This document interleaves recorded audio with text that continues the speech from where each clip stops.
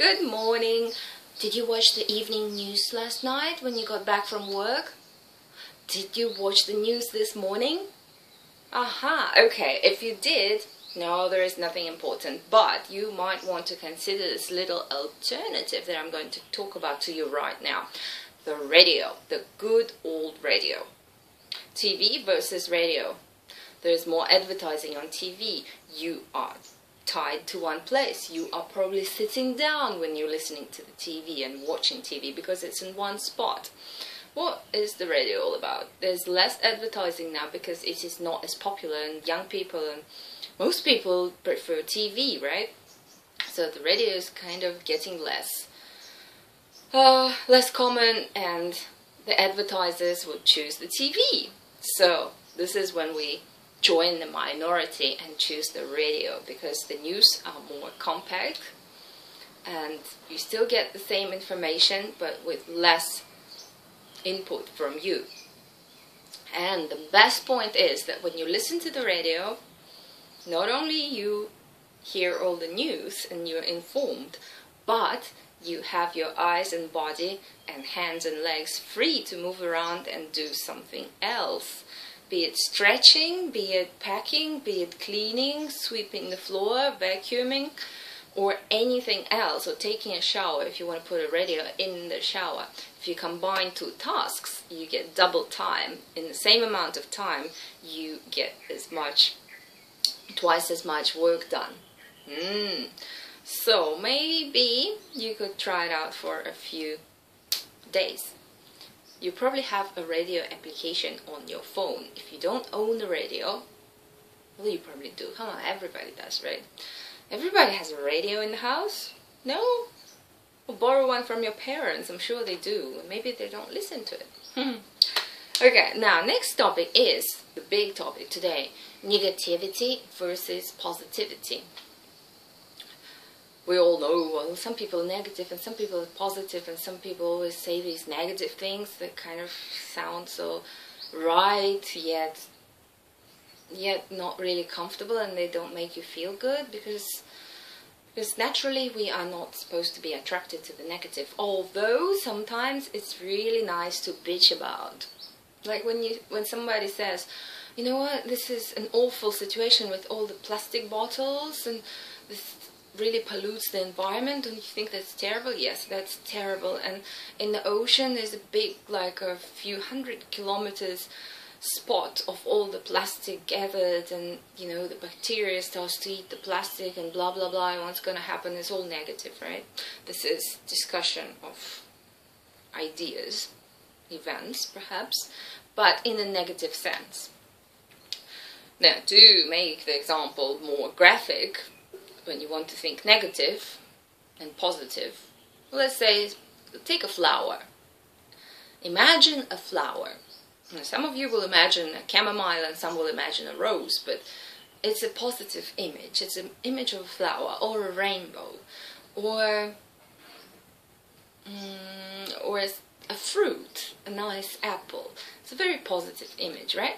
Now imagine a pile of shit. How does it make you feel? You don't want to imagine a pile of shit. It's just like, imagine the way it smells and how you step in it with your bare foot. It's disgusting, right? Now, why would we consciously choose to talk about negative things, imagine negative things, and support conversations that discuss negative things? We wouldn't, because it changes our vibrations, it changes our inner state. Yet it is tempting. Recently I was in a group of people, and one of the men started talking about everything really, what's going on in Thailand, what's going on in his family, what's going on in the restaurant that we were sitting in, and everything was just so pile of shit. What he was trying to do is elevate himself above the pile of shit to look like a flower. And many people do that. They talk that this is wrong and that is wrong and this is wrong, but our situation is not quite as bad. So putting everything else down to elevate yourself from from the smelly, nasty brown pile of diarrhea. Ugh. Or vomit. Oh.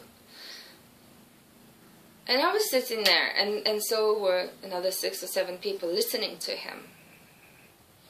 Yes, he talked about many things from a very negative perspective. He was an intelligent man, and he knew his facts, and he was right with the facts. I don't know where he got them from the news, from observations from people. He was right. Yet how did it make us feel? It's like somebody saying, you know, there's diarrhea smudged on the ground, and this and this. Sure, it is smudged on the ground, but don't tell us about it. We don't want to know, because it makes us feel like we are diarrhea inside. Instead, tell us about the field of flowers that you saw last weekend, and how it smelled of flowers, and butterflies were flying all around, and they looked so beautiful, and the colors were so intense, and they were reaching out to the sky, and yes, and you start to bloom inside. And all the thoughts that spring from this bloom, they look like flowers as well, because you are inspired by that conversation. Yet when you listen to the conversation about the pile of shit, it was about the political situation in Ukraine, America, Thailand, and whatsoever, and the homeless animals and whatever else, it smelled. It smelled. And it left me with this feeling of, did I just eat something not so nice? And every thought sprung from that in the next half an hour was very much of the same color. This is how powerful the conversation was. Our thoughts are our thoughts only. Nobody can hear them. They're private, the most private thing you have. Nobody can find out what is in your head, what is on your mind. People can find out what's in your stomach if they cut you open, but they can never see what is inside your mind. We take advantage of this fact, putting all sorts of nasty things, imagining nasty situations, thinking about shit rather than flowers. I want you to do one exercise with me today. Imagine that all your thoughts today, or tomorrow if you're watching this in the evening, would be heard by everybody. As if you had a whiteboard or an LCD board above your head, and every thought that you were thinking would reflect on the screen for everybody to see. You're walking past a girl, super nice boobs. Now, how would that thought make her feel if she read it? Yeah, perhaps nice. What if you're thinking, what an old cunt? That would probably not make her feel so nice, right? Talking of another person. And some people think these thoughts. I'm not saying that you do, but hey, just read our comments from yesterday. That was a popular word too. Why would you consciously want other people to imagine, feel, and intake all the shit? Why not make our thoughts a field of flowers? If there's something obviously shit, switch yourself off, cut yourself off it. It is your choice what you're going to think about and what you're not going to think about. If you walk down the road and you see a pile of vomit in the morning from Sunday night before, you're not going like, there's interesting bits of noodles, carrots, right, oh, this smells so bad too. Wonder who did this. You just walk past and you prefer not to look at it, right? The same kind of repulsive thought should be to any negative idea, any negative thought. As if there is the LCD reflecting all that you are thinking for the people. Once you get control over your thoughts in the direction that you would want them to flow in, you will notice that you also speak of flowers rather than shit, rather than the vomit. And now you are probably thinking, yes, but there are obviously bad things going on in the world. Does that mean that we should not discuss them? You can discuss them. But as my dear friend in Switzerland says, there's always two sides to the coin. There's always the good side. And he's the one who has always, over the past 4 years, talked about the good side of things, good side of people, and good side of so obviously bad things. And this is the quality I admire in you, you know that. Now, what is good about every situation is up to you to think about. The bad is the obvious. What is good? The good is harder to find.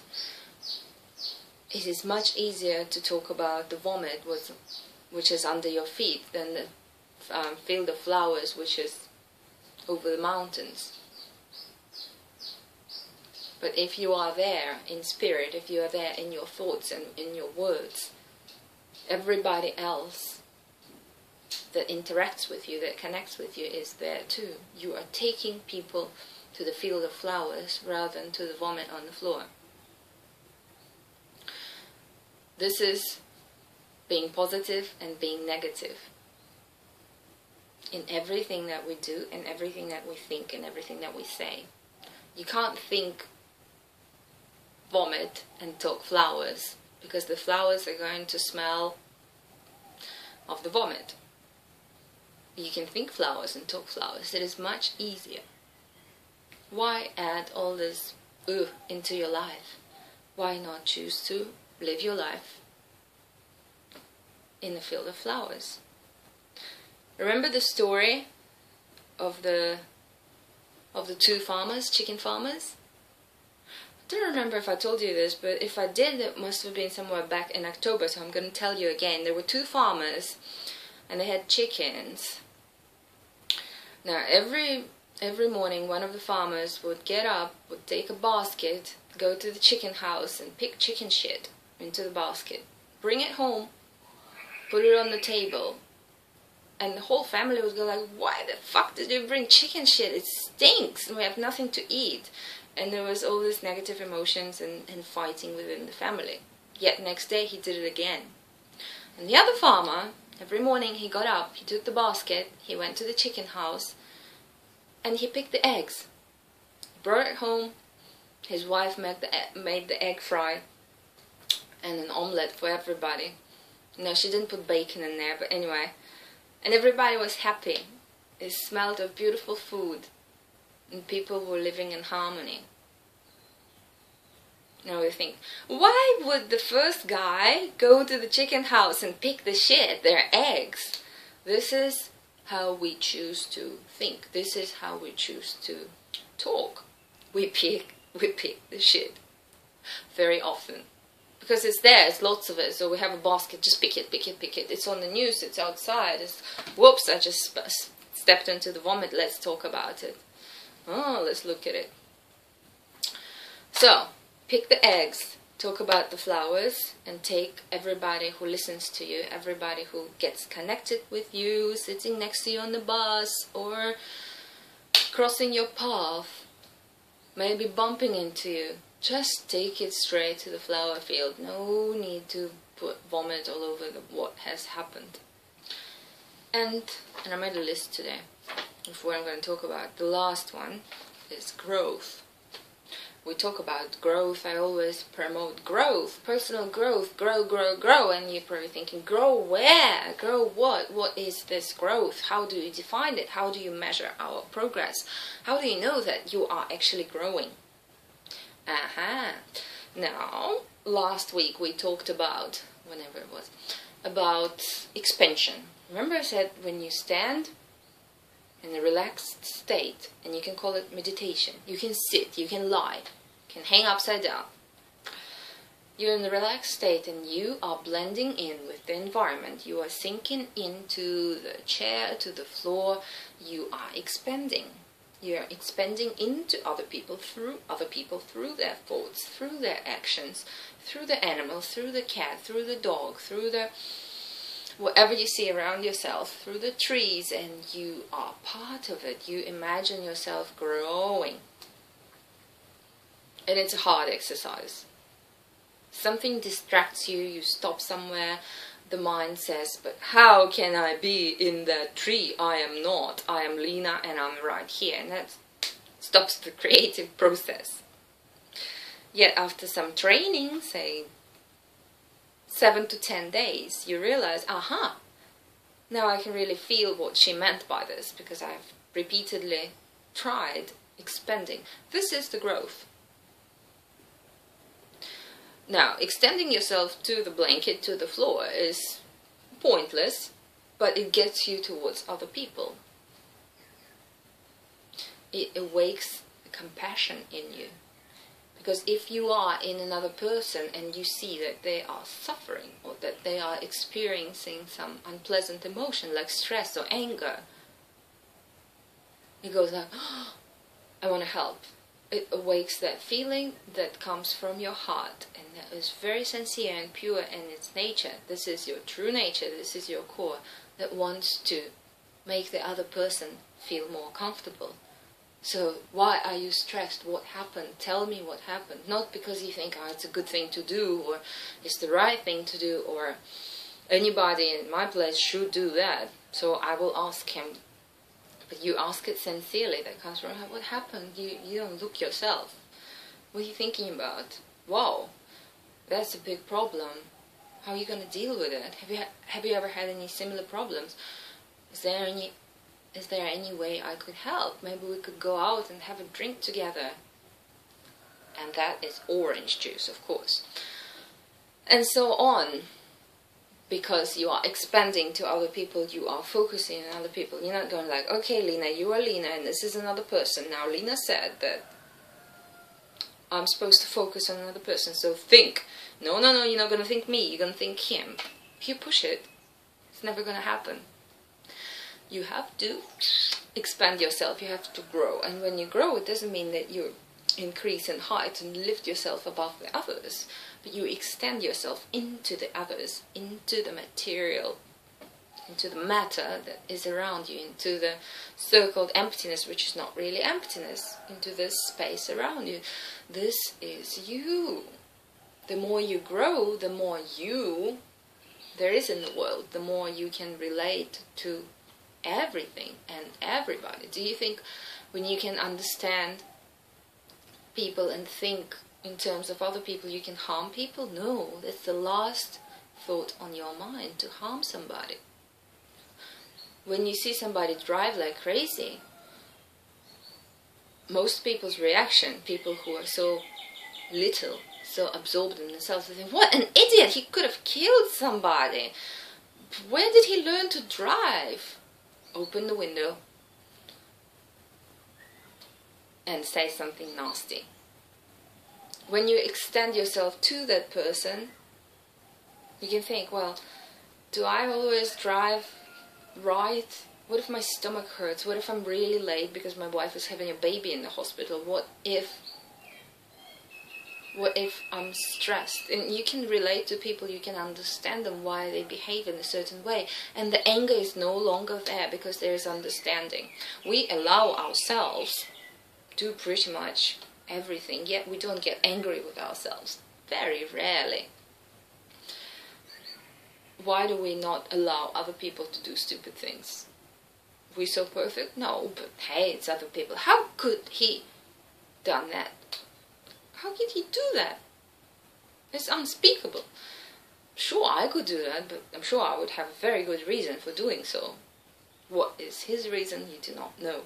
But when you are part of that person, when you have extended yourself so that you are one with that person, you understand that, yeah, surely he could do something stupid. I understand. I can talk to him about it. And I would probably do the same in his situation, with his education, his upbringing, his environment, his personality, his looks, and his behavior patterns. I would do the same. It's in our nature to act in a certain way according to all the settings, right? And our settings are different, just like cell phone settings. The language setting, the brightness setting, the energy setting, the mode setting, whatever it is. Our settings are different, but if we reset the device, wipe out the memory, wipe out all the physical problems, back to neutral, so we are going to be the same. Sometimes I think that experiments on humans should be allowed, but I'd love to do some research. Human behavior.